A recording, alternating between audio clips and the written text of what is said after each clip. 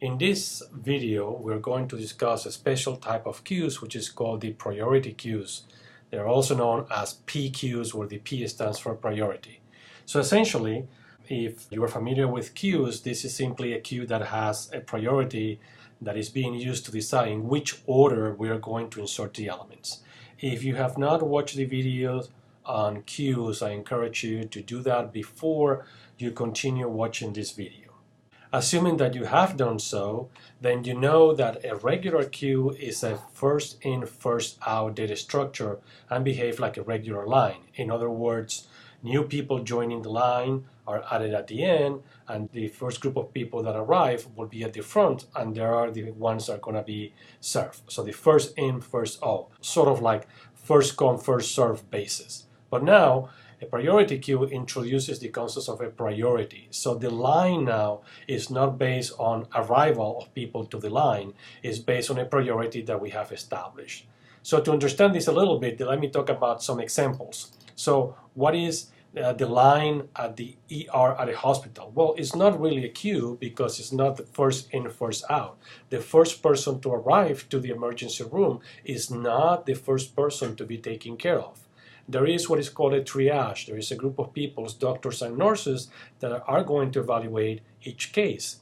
And there are some people who are going to be treated right away. For example, somebody having a heart attack is going to have a higher priority than somebody who broke an arm, because breaking an arm is not going to put in danger this person's life.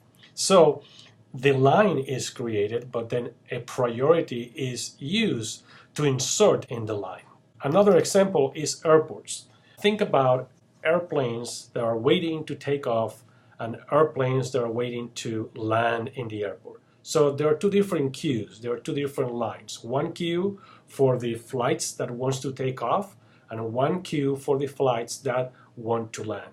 Of course, of those two, the one with a higher priority will be the airplanes which want to land, because there is a risk that they may run out of gas and they need to land as soon as possible. So the people at the control tower are deciding which airplanes are going to land and which airplanes are going to take off, and they're creating sort of a queue. But the queue is not a first come, first served basis. It's an orderly priority where the airplanes landing have a higher priority than the airplanes taking off.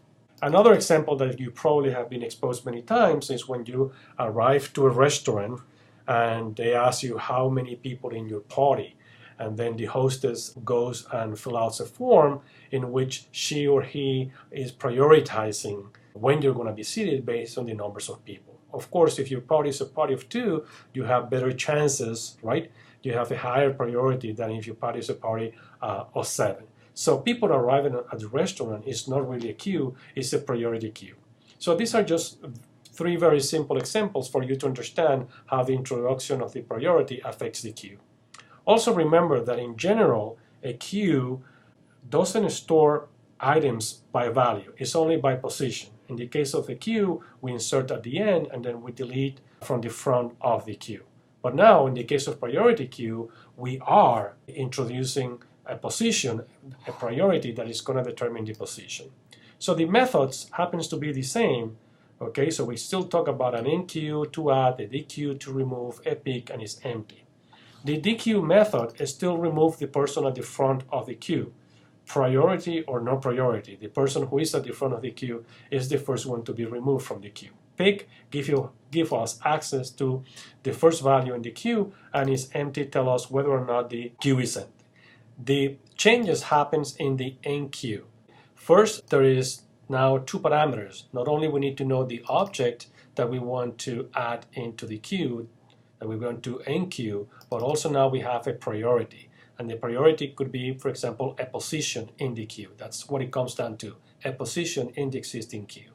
So now we're going to insert the new object in order based on that priority. Okay, so we're going to preserve the order. Again, think about people in the ER, think about people waiting to be seated on a restaurant. So there is a priority, and that priority sets some type of order. The implementation continues to be the same. We can implement any of these methods for the priority queue using an array-based implementation or a linked list-based implementation. Again, if you haven't watched those two videos, there are two separate videos that discusses the implementation of a regular queue. One uses an array, a second one uses a linked list.